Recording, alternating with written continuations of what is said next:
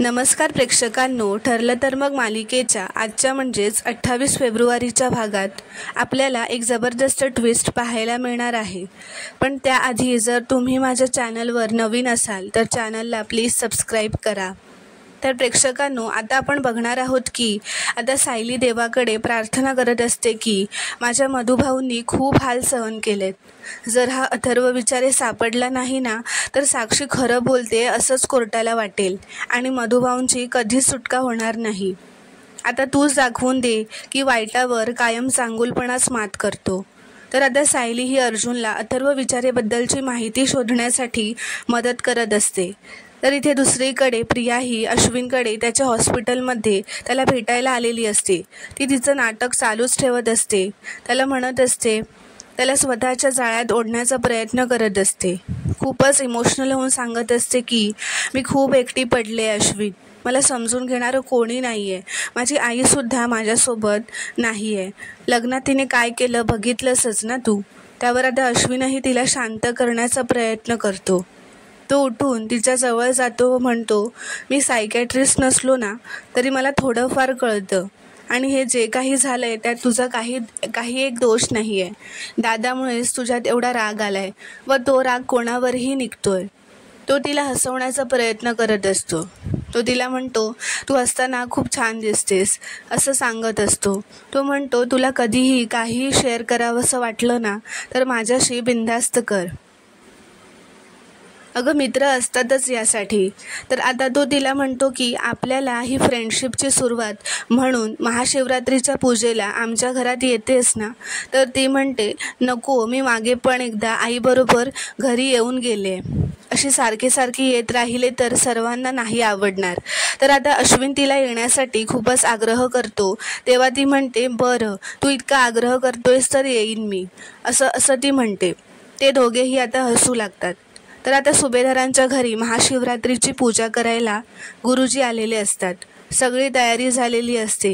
गुरुजी म्हणतात, पूजेला कोण बसणार आहे त्या जोडप्याने पुढे या. तर कल्पना म्हणते, गुरुजी मी पूजेला एकटी बसले तर चालेल का? अश्विनच्या बाबांना फॅक्टरीच्या कामाकरता अर्जंट मुंबईला जावं लागलं आहे आणि ते रात्री उशिरापर्यंत काय घरी येत नाहीत. मग मी एकटीनेच बसू का? तर आता गुरुजी म्हणतात, अहो असं एकट्याने पूजेला बसता येणार नाही. ते म्हणतात, घरात नवीन लग्न झालेलं जोडपं आहेच ना अर्जुन आणि सायली, मग त्यांनाच बसू द्यात. तर अर्जुनसुद्धा म्हणतो, हो गुरुजी, माझ्या बायकोला खूप आवडतं पूजा करायला, ती एकदम मनापासून पूजा करेल, आम्ही बसतो पूजेला. तर हे ऐकून घरातल्या सगळ्यांचे चेहरे पडतात. तेव्हा पूर्णाजी म्हणते, हे दोघे जर पूजेला बसणार असतील तर मी इथे थांबणार नाही, असं म्हणत ती बाहेर निघून जाते. तर कल्पना अश्विनला म्हणते, अश्विन, कुणीतरी आपल्यातलं इथे थांबायला हवं, त्यामुळे मी जाते पूर्णाजीसोबत, तू इथे थांब. आता अर्जुनही पूर्णाजीच्या मागे जातच असतो. तितक्यात सायली त्याला थांबवते व म्हणते, आज घरात पूजा आहे, आज वाद नको. तर अर्जुन म्हणतो, आणि आजच घरात पूर्णाजी चिडायला पण नको, नाही तर तुम्हीच मला म्हणाल की माझ्यामुळे पूर्णाजी चिडली. तो म्हणतो, एक काम करा, तुम्हीसुद्धा माझ्यासोबत चला, आपण एकत्र बोलू तिच्याशी, असं म्हणत ते पूर्णाजीच्या खोलीत जात असतात. तर इथे पूर्णाजी कल्पनाला सांगत असते, आत्ताच्या आत्ता प्रतापला फोन करून बोलावून घे पूजेसाठी. त्यावर कल्पना म्हणते, ते शक्य नाही आहे पूर्णाई, ते आज संध्याकाळी पर्यंत परत येतील. तर आता अर्जुन व सायली पूर्णाईच्या खोलीत येतात व म्हणतात, आम्ही का नको पूजेला बसायला, आम्ही या घरचे मेंबर्स नाही आहोत का, असं अर्जुन विचारतो. त्यावर पूर्णाजी म्हणते, मला पुन्हा वाद नको यावर. तेव्हा सायली म्हणते, पूर्णाजी, पण गुरुजी म्हणाले ना घरातल्या नवीन जोडप्यानेच पूजेला बसायचं, मग बसू देत ना आम्हाला. तर कल्पना म्हणते, तू उगाच मध्ये बोलू नकोस, अर्जुनचं ऐकून तुला घरात राहायला दिलंय ना हेच नशीब समज. तेव्हा पूर्णाजी म्हणते, पण घरातली माणसं कुटुंबाचा भाग असतातच असं नाही, आणि ही पूजा कुटुंबातल्या जोडप्याने करायची असते, तुम्ही दोघांनी ती करण्याचा प्रश्नच येत नाही, असं पूर्णाजी म्हणते. तर आता अर्जुन म्हणतो, पूर्णाजी, आम्ही पूजेला बसलो तर काय प्रॉब्लेम होणार आहे का?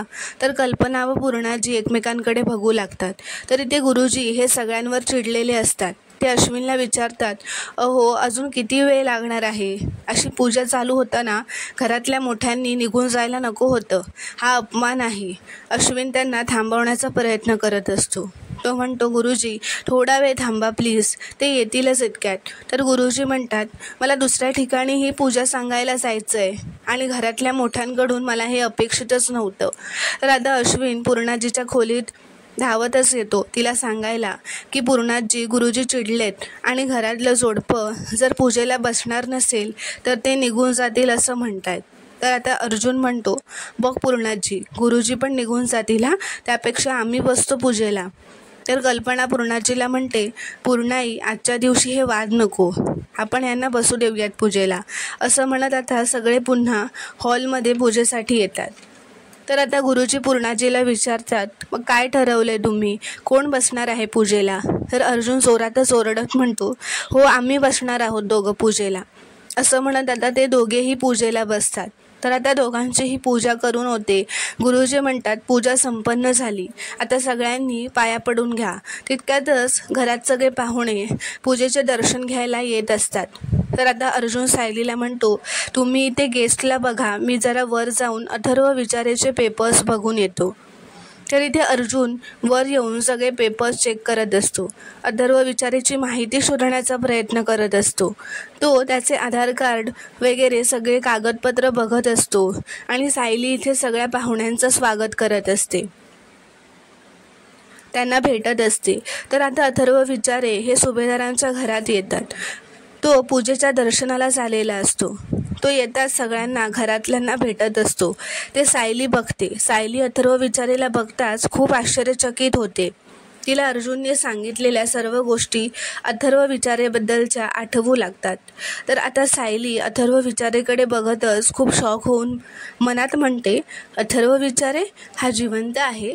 तरी ते दुसरीकडे किल्लेदारांच्या घरी रविराज कल्पना व प्रियावर चिडतच म्हणतात की एकदा सांगितल्यावर कळत नाही आहे का तुम्हाला, मी सुभेदारांच्या घरी पूजेला जाणार नाही व तुम्हालाही जाऊ देणार नाही. त्या लोकांनी एकदा नाही तर दोनदा फसवलं आहे आपल्याला. त्यावर प्रतिमा म्हणते, ती माणसं वाईट नाही आहे तो, आत्ताची परिस्थिती वाईट आहे, ती बदलेलच. प्रिया मनात म्हणते, आणि मी जर पूजेला गेले नाही तर अश्विनला घोळात कसं काय घेऊ? त्यामुळे आता ती तिचं नाटक चालू करत पुन्हा रविराजकडे येते व म्हणते, बाबा मी मनात काही ठेवलं नाही, मग तुम्ही का ठेवताय? तर रविराज म्हणतात, कारण तुमच्या एवढं मोठं मन माझं नाही आहे. तर यावर प्रिया म्हणते, बरं ठीक आहे, तुमच्या मनात नसेल तर ठीक आहे, मी तिथे जाऊन येते. तिथे जाऊन महादेवाच्या पाया पडते व सांगते, माझ्या सगळ्या माणसांना सुखात ठेव. तर आता प्रतिमा पुढे येत म्हणते की, थांब तन्वी, तुझ्या बाबांना तू सुभेदारांकडे गेलेला आवडत नाही आहे, तर दरवेळेला हट्ट नको करूस असा. त्यावर आता प्रिया प्रतिमावर चिडतच म्हणते की, म्हणजे आई तुलाही असं वाटतंय की मी सुभेदारांशी नातं तोडावं? तर रविराज म्हणतात, मला न विचारता एकदा गेलेलीसच ना तू, मग आत्ताही जा. तुझ्यावर मला कसलंही बंधन टाकायचं नाही आहे.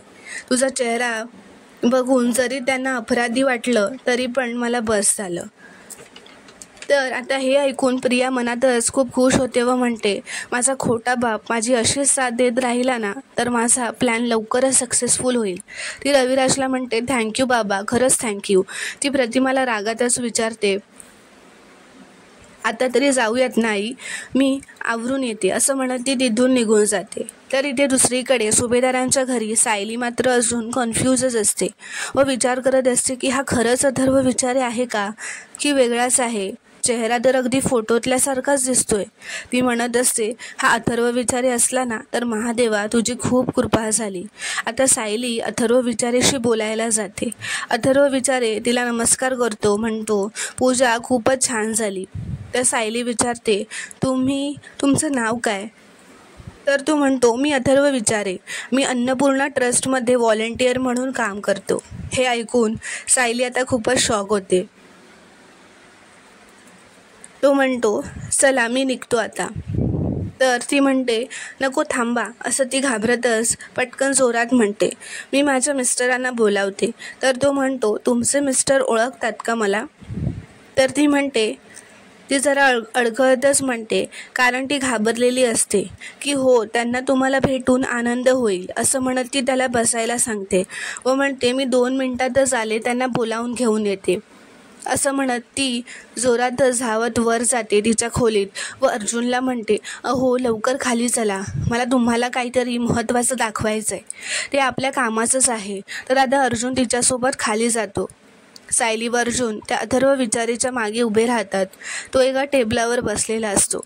अर्जुन त्याला मागूनच हात लावतो, त्याच्या खांद्यावर हात ठेवतो. तर अथर्व विचारे मागे बघताच अर्जुन हा खूपच आश्चर्यचकित होतो, खूपच शॉक होतो. अर्जुन त्याला बघतच राहतो, कारण त्याचा चेहरा हा त्या फोटोतल्या अथर्व विचारेच्या चेहऱ्यासारखाच असतो. अर्जुनला त्या जोशी वकिलाने सगळ्या गोष्टी सांगितलेल्या आठवू लागतात. तर अथर्व विचारे अर्जुनला हात पुढे करतच म्हणतो, हाय, मी अथर्व विचारे. तर अर्जुन मात्र पूर्ण शॉकमध्येच असतो. तर प्रेक्षकांनो, पुढील भागात आपण पाहणार आहोत की आता अर्जुन व सायली त्या अथर्व विचारेला आपल्या खोलीत घेऊन आलेले असतात. त्याला सगळं काही मधुभाऊंच्या केसबद्दल खरं सांगितलेलं असतं. तो त्याचे आधार कार्ड फोटोकॉपी बघून म्हणत असतो की हे आधार कार्ड जर त्यांच्याकडे असेल तर ते माझं काहीही करू शकतात का, असं तो अर्जुनला घाबरतच विचारतो. तर अर्जुन म्हणतो, महिपत शिकरे ही खूप मोठी डेंजर माणसं आहेत. ती माणसं स्वतःच्या स्वार्थासाठी कोणाचा जीवही घेऊ शकतात. सायली अथर्व विचारेला हात जोडून विनंती करत असते की प्लीज तुम्ही या केसमध्ये आमची मदत करा. माझे मधुभाऊ निर्दोष सुटण्यासाठी प्लीज त्यांची मदत करा. तर पुढील भाग पाहणं हे खूपच रोमांचक ठरणार आहे. मित्रांनो, व्हिडिओ पूर्ण बघितल्याबद्दल धन्यवाद.